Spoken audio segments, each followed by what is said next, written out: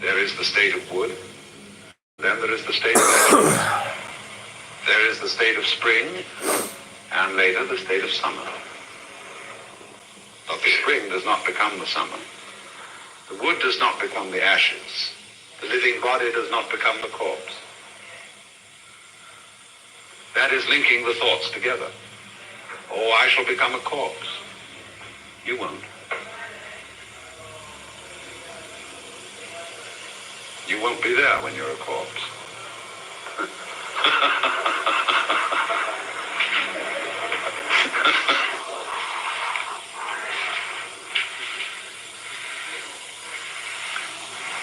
So,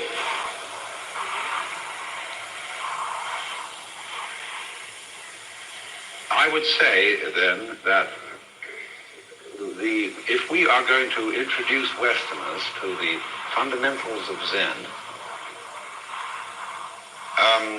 we need to revise a bit the procedures and rationale of meditation.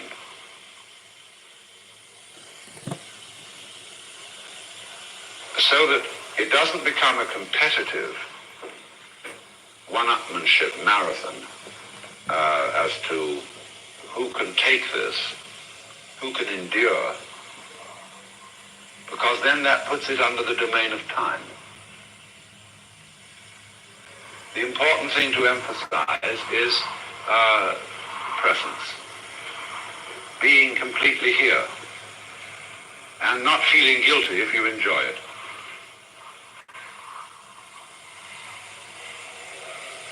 And you can do that most easily in any kind of activity that does not require much discursive thought.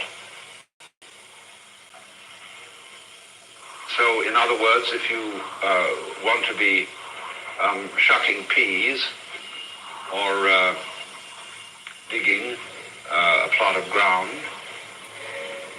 or putting up a fence or anything which you can do without a great deal of discursive thought, it's perfectly good for meditation. In Buddhism, there are what they call the four dignities of man. And they are walking, standing, sitting, and lying. And so Zazen is simply sitting Zen. There is also lying Zen, which is sleeping Zen. When you sleep, sleep. There is standing Zen, and there is walking Zen. And there is a very good method of meditation, is the walking method. That's where you have a cloister that you can simply stroll around. But be here. Now, there is a difficulty that people come into with this.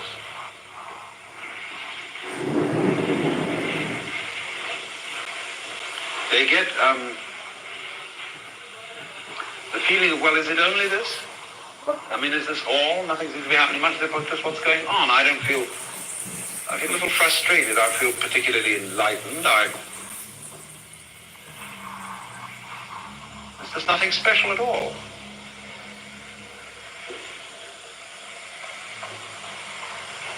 I mean, I wonder, do I have to do this longer in order for something to happen? Or what?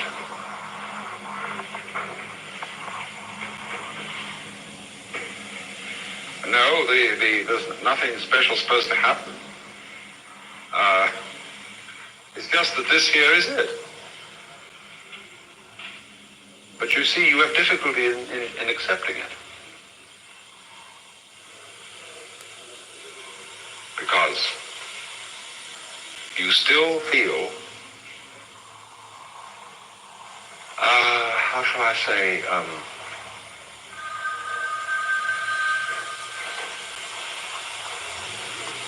the lack of nerve to see that you are all of it. You are not an observer who is witnessing the present moment as something happening to you. If you feel it that way, then you naturally ask, well, what next? The important thing is that this present which you are experiencing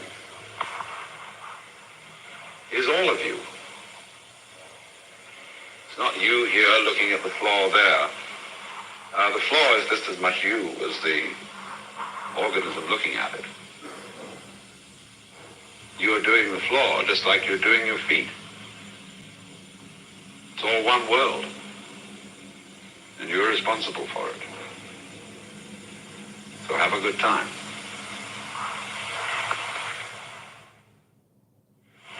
Geographically, Kyoto is a city not unlike Los Angeles. Although in Los Angeles the hills go more or less straight on the north side of the city, Kyoto is enclosed by hills west, north, and east, and is open to the south. But you've got the same sort of situation of a great flat city with hills, and of course the same conditions are developing that develop in Los Angeles. There's a considerable smog problem building up. But for a long, long time, Kyoto has had the situation that the desirable land for residence is in the hills, just as here. It's interesting that Kyoto is one of the great ancient cities of the world, but is also like an American city in the respect that it's laid out on a gridiron pattern. And I think it's the only great ancient city that's planned in this way. But as I said, the desirable land is in the hills. If you're wealthy, the hills are full of absolutely gorgeous villas and parks. And they have also the advantage, they're full of water springs. And you can pipe in water to your garden and have running water in your stone hollowed out bowl near your tea house. And in ancient times, of course, it was all brought in by bamboo tubes. But the curious thing is that the best land in town is occupied by Buddhist temples. And the really gorgeous sites are Zen temples. How come? Because those hills from most ancient times were occupied by extremely redoubtable brigands, who later became, of course, ladies and gentlemen, daimyo, nobles, and their samurai retainers. But those Buddhist monks sure got away with it. I said yesterday that they live in a sort of state of what I would call luxurious asceticism. Zen is a simplified life, really. No property that you own yourself, therefore no responsibility for it in the way of financial worry.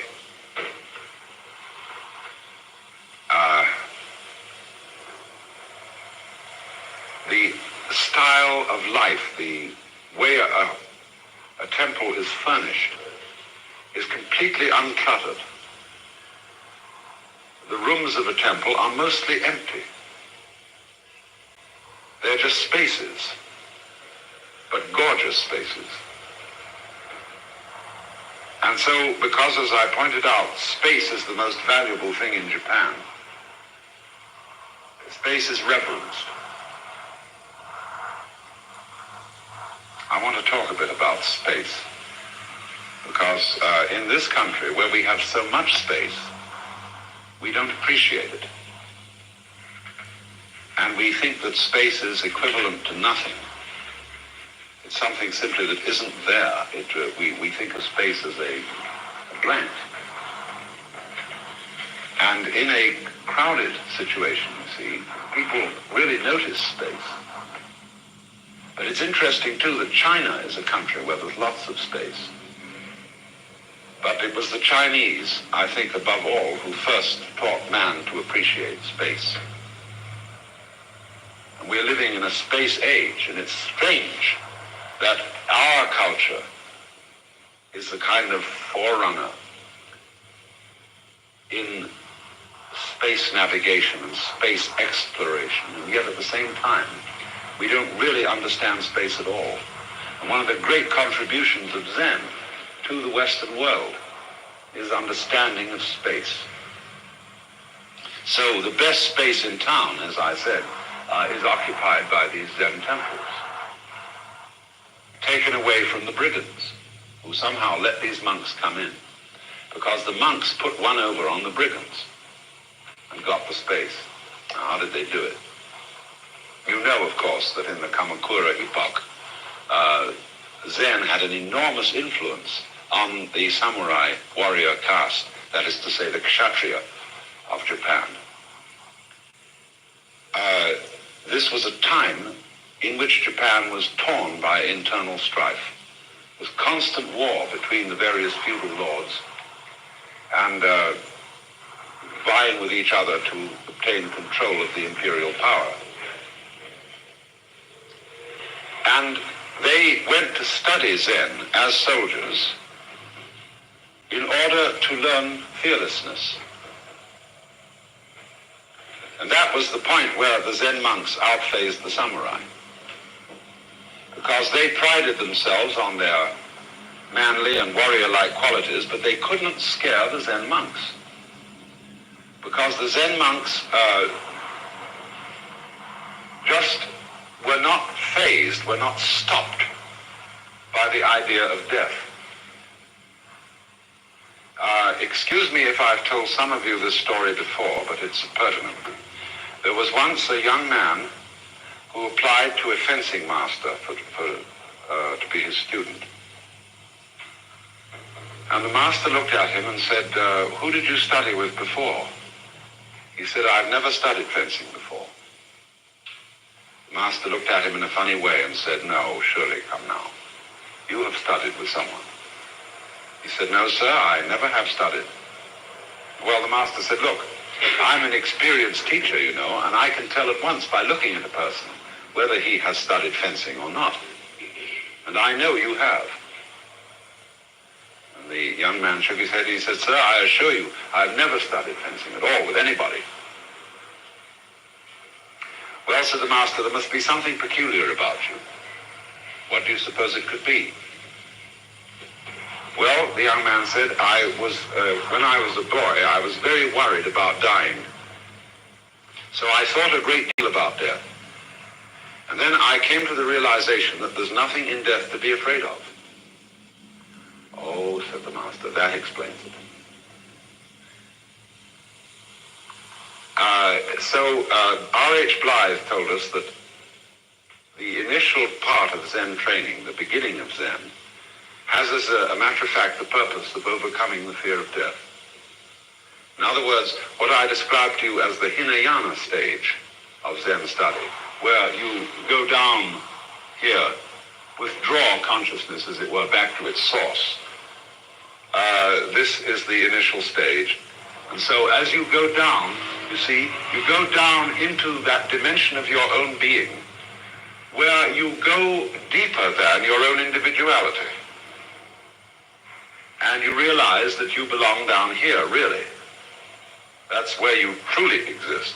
And what you feel as your individuality is something temporal, like the leaves of a deciduous tree.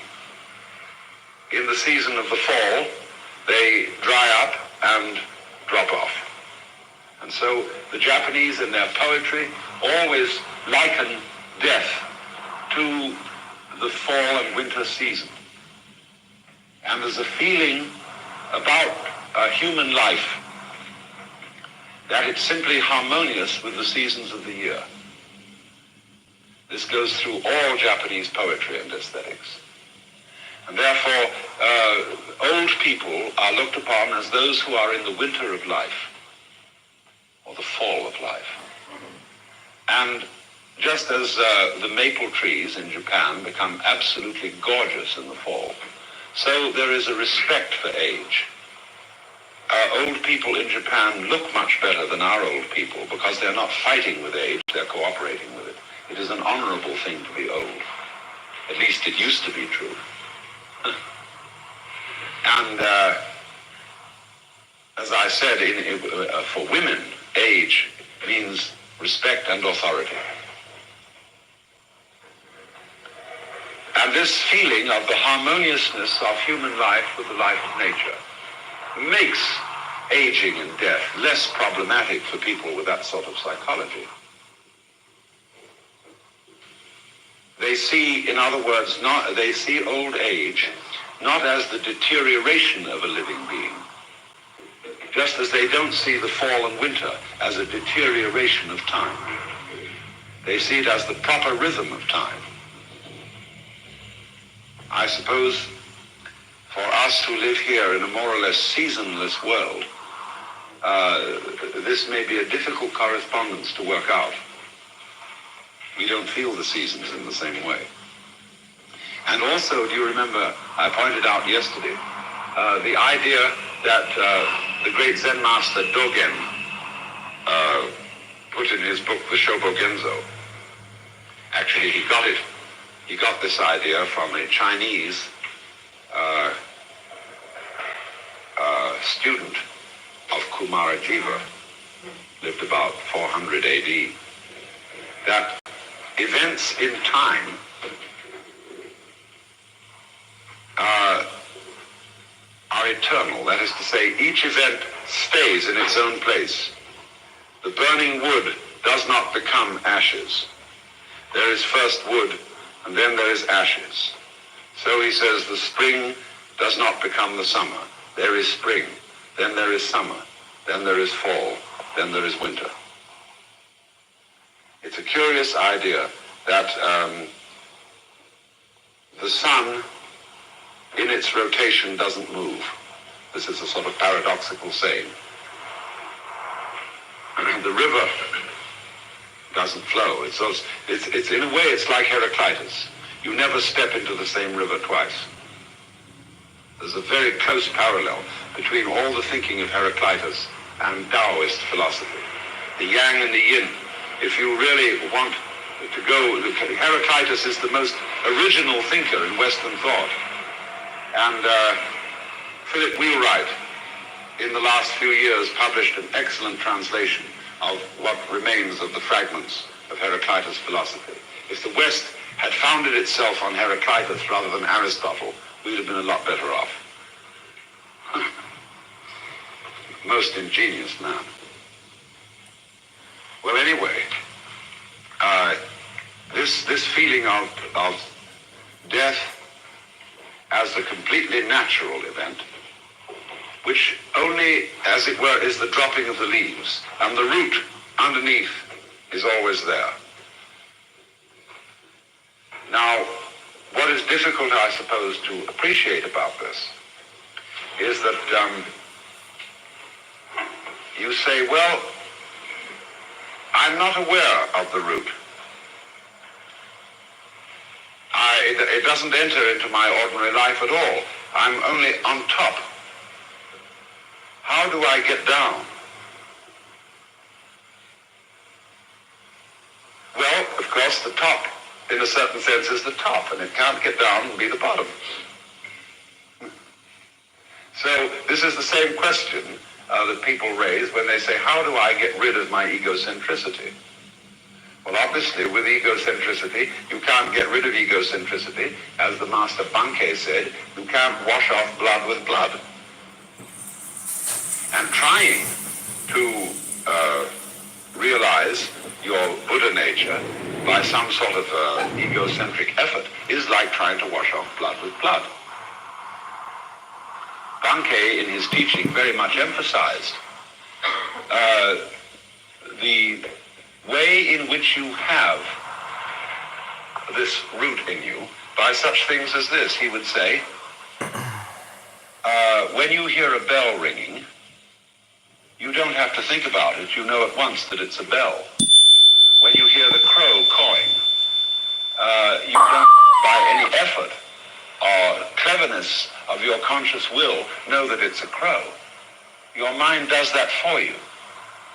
And so once when he was being heckled by a Nichiren priest, I explained those Nichirens are very fanatical.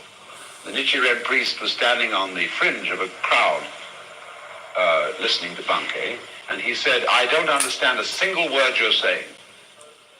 Bankei said, "Will you come closer and I'll explain it to you?" And so this priest walked into the crowd. And Bankei said, "Come on, come closer." And he came closer. "Come closer still." And he came closer. "Please, closer still." Until he was right next to Bankei. Bankei said, "How well you understand me."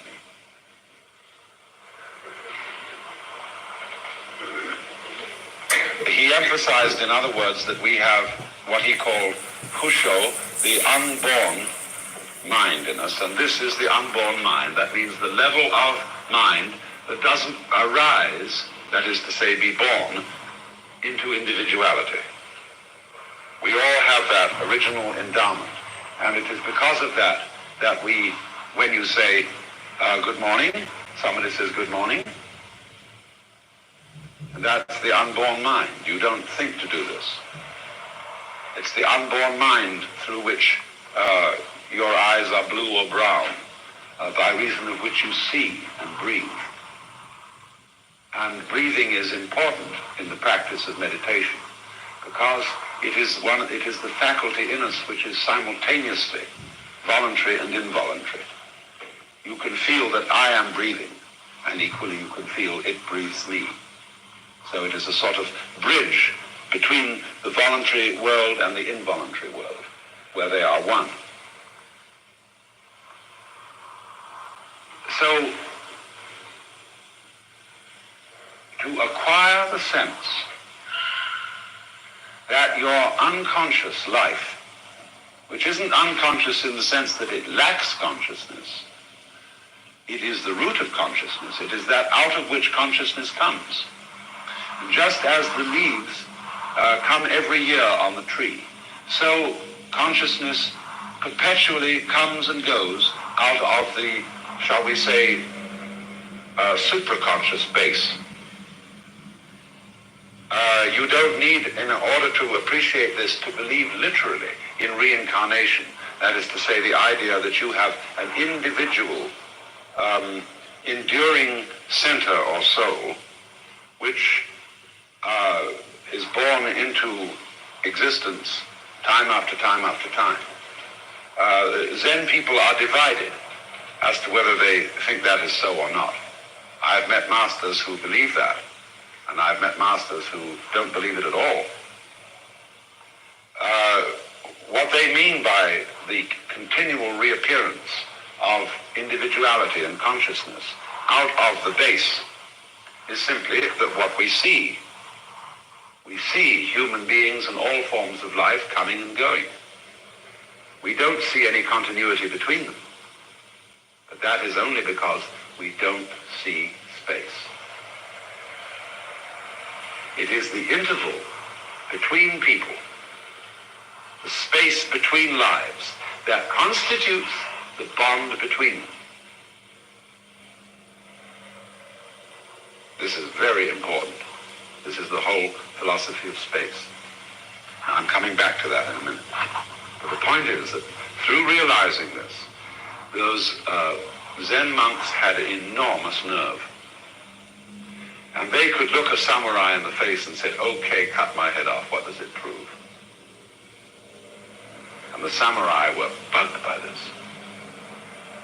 So they regarded those monks as some sort of magical people and said, "You teach us this, because if we learn this, we can really clobber the enemy." And so Zen is like a spring coming out of the mountain. It doesn't flow out in order to feed the thirst, to quench the thirst of a traveler. But if the traveler wants to help himself to it, okay. It's up to you what you do with the water. The spring's job is just to flow. So Zen masters will teach anyone who has the tenacity to go after it, whoever he is. But the samurai were grateful. And so they let the Zen monks occupy the best land in town.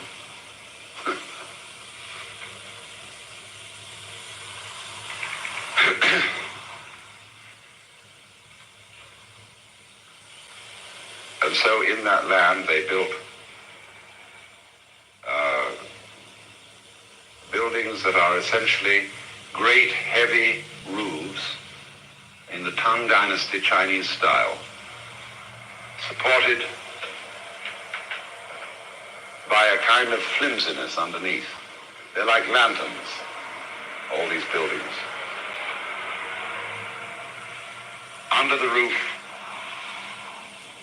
empty floors covered with straw mats and sliding screens and occasional cushions to sit on.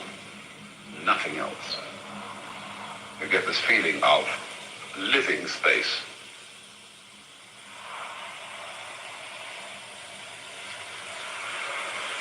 Well, now what about that? I said that we disregard space. We think, you see, we know space is, so on the planet here, is full of air. And so that is something. Air occupies space, and that's more or less important. But we think of air as filling simply a void. And when astronomers start to talk about curved space or properties of space, the average person feels that his common sense has been offended. How could space be curved? How could it have any property? Because it isn't there. It's nothing. But the folly of thinking that way becomes apparent the moment you realize that solidness, materiality, density is inconceivable apart from space.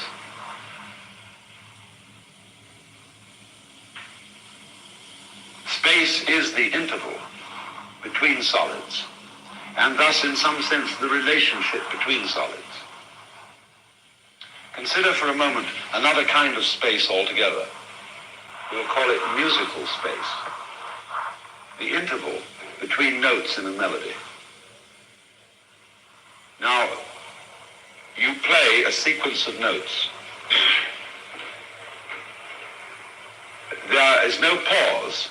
There is no silence between one note and another. They follow each other immediately. But it is only because of something that is not stated. The interval, in other words, is not sounded. But it is precisely because of the interval that you hear a melody. And if you don't hear an interval, as with a tone-deaf person, you hear no melody. You just hear a succession of noises. So,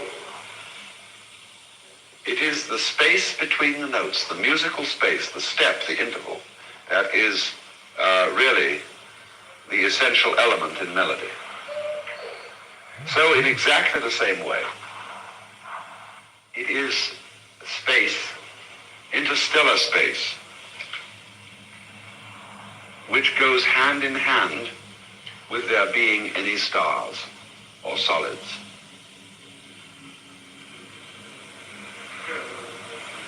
It isn't just nothing. It is the other pole of something.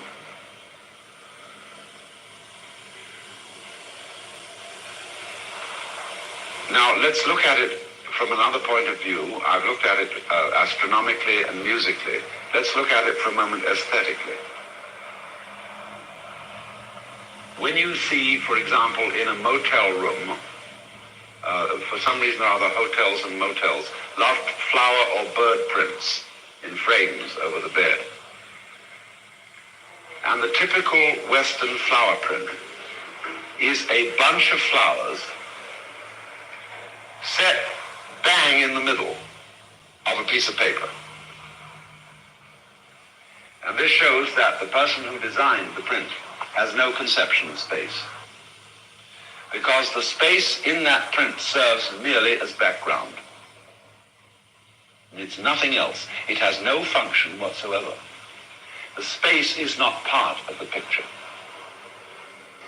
But when a Chinese painter uses space, you will see that if he paints a spray of grass or bamboos or a pine tree, he never sets it bang in the middle of the paper. He balances it off to one side so that what he has painted is, as we say, balanced by the space. And by this, he makes the space part of the painting. So by putting the spray of bamboo at one side, immediately you see the part of the painting not touched as mist or water. He doesn't have to do a thing to it. Somehow it is all in the picture, and the bamboo is not merely against the background. Everything right out to the edge of the piece of paper has been included by doing this. Because he sees the polarity of space and solid. And he uses this polarity in the painting by balancing them against each other.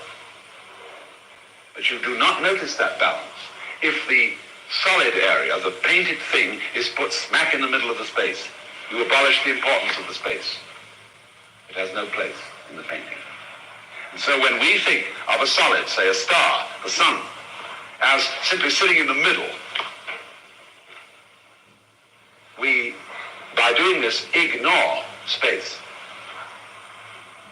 I've had great fun with talking to college communities by doing experiments in Gestalt psychology with figure and ground. And because you see, the Gestalt theory of perception is that we tend to notice the figure and ignore the background. We tend to notice a moving object and ignore what is relatively still.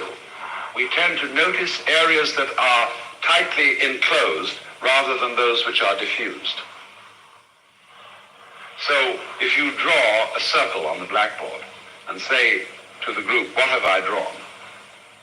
They will invariably say a circle, a ball, a ring, or something like that. And I would say then, well, why has nobody suggested that I have drawn a wall with a hole in it? And that shows, you see, we ignore the background and pay attention to the figure. Now, painters, especially those Western painters who work with oil, they have to paint the background, you see. And so space becomes important. Architects will often talk about the properties of a space because they know that what they're doing is they're making living space for people. They are enclosing spaces. And so space has a certain reality to the architect. But to the ordinary person, you see, space it just isn't there. It's very interesting. You can practice this. I'm not going to try these experiments today because we're not sort of in the proper circumstances. But in meditation experiments, you can experience various kinds of space: optical space, auditory space, tactile space. You can realize by closing your eyes for a while what a blind man's conception of space would be. Every sense has its own appreciation of space. And there was a time in our own history, indeed, by reading between the lines of, say, ancient literature, it's as clear as late as Dante, that they regarded space and mind as the same thing.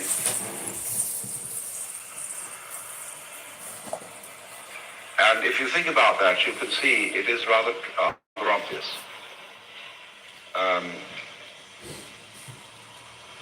Take the mind of the eye. That's to say what Buddhists would call the vijnana. Yeah, it corresponds to seeing. The basis of sight is a sort of screen, isn't it? Just as you have a screen on which to project a color slide or a movie, there is a kind of ground, an area, in which everything that is seen must be. You have what we call the field of vision, which is a fuzzy oval. You You see an oval area, in other words. This is the field of vision. So there has to be that open field for there to be any vision at all. It is the background.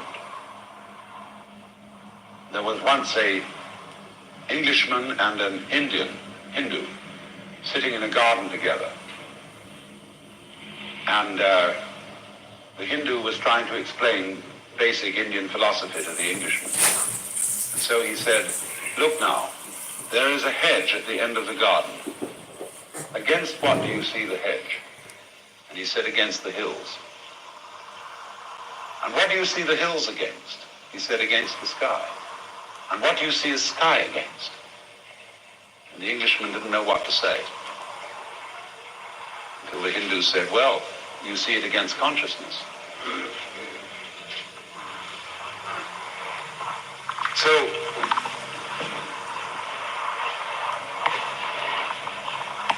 in the same way, you might say that auditory space is not exactly silence. What is auditory space? Auditory space is the eardrum. Is a kind of vibrating skin. You see? So in the same way, the space for being itself, for material vibration, is the space which we think of as existing between the heavenly bodies. That is the ground, the field, in which quanta, electrical forces, must have in order to play.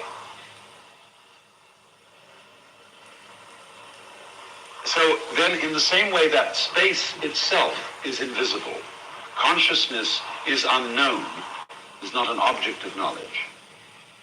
So in exactly the same way, this dimension of your being here is like space. That's why this basis is called amala vijnana, which means without taint. You can't make a mark on space. I was quoting the Buddha saying the path of the enlightened ones leaves no track. It is like the path of birds in the sky. And so then when in Chinese one wants to indicate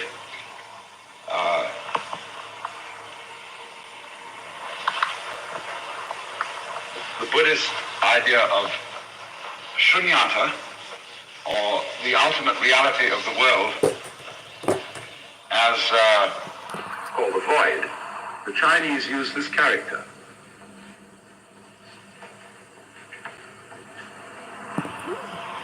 Which means also sky and space. So the basic doctrine of the of Buddhist Mahayana philosophy is this.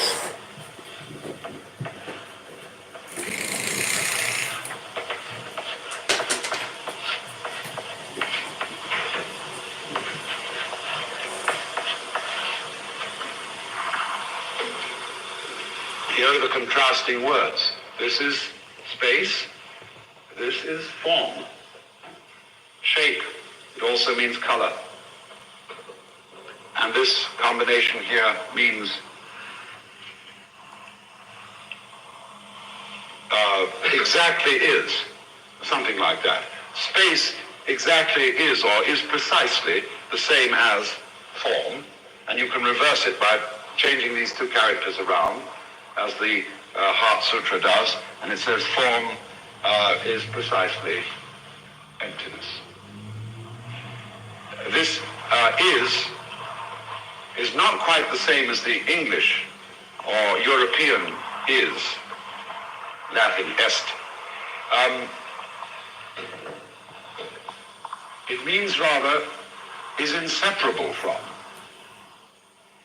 always goes with, the two are interdependent. You can't have space without form. You can't have form without space. So they are relational. And in that sense, they are each other, because underneath every inseparable relation is something in common. So, to perceive this, to perceive that form reveals the void, and to see that the void reveals form, is the secret for the overcoming of death.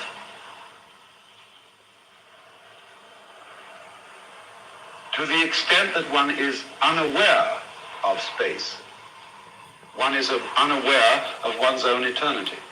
It's the same thing.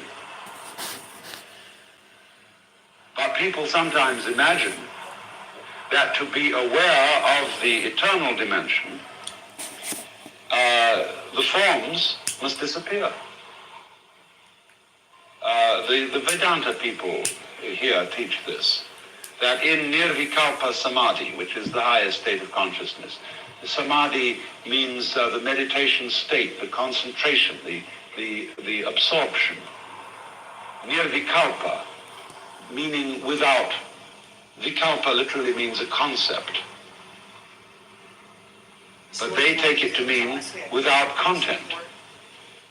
And we'll say that in the state of Nirvikalpa, one is completely devoid, the mind is completely devoid of any form or motion whatsoever. And that sounds like total blank. But in Zen, it would be said that a person whose mind is in that state is a stone Buddha. Because there the Buddha made of stone sitting on the altar has no consciousness. So if that's the ideal, okay, the stone Buddha has it. A piece of wood has it. There's no point in that. So they interpret all this in a very different way indeed. To have Nirvikalpa Samadhi, the highest state of consciousness, is not to have consciousness in which there are no forms. It is simply to reawaken to the reality of space, and to see that forms come and go in space as the leaves come and go on the trees, as the stars come and go in the sky. But the sky is in a way the mother of the stars. Of course, no woman is a mother until she has a child. And in this sense, space does not come into being as the matrix of the world until there's something there. That's what the Chinese use this expression they use this term to indicate the relationship between all opposites. To come into being, to arise mutually. That designates this situation. So these two things, space and form, arise mutually, as do being and non-being.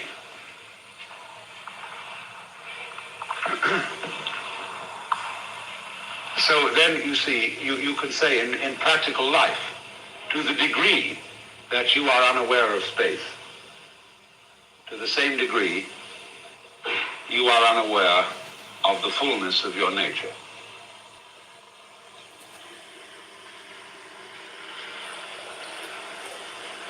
And I suppose as our population increases and we get more crowded and space will become more valuable, this will help us to be more aware of it.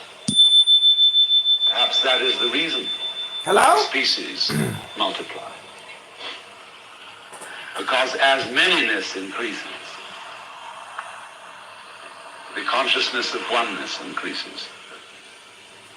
So in Zen, Zen is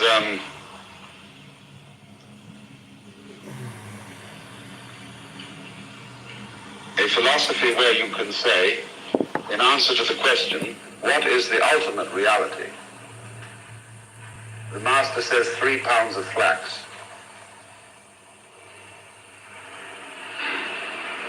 He chooses something very particular.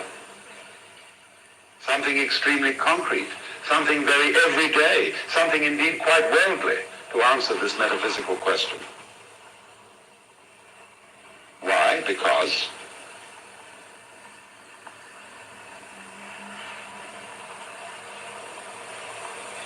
space does not obliterate the particular, but rather it is precisely the particular, the individual thing, the ordinary everyday event, which proclaims and advertises the underlying unity of the world.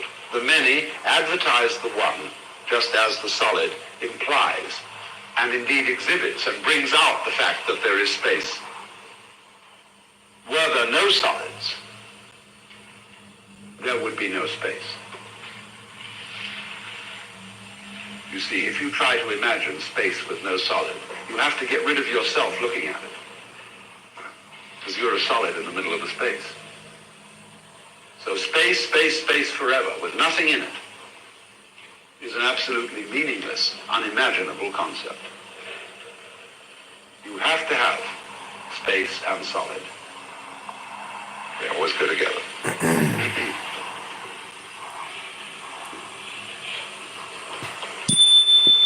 So then,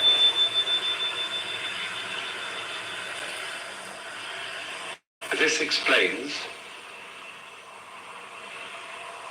the enormous, the many, many ways in which Zen life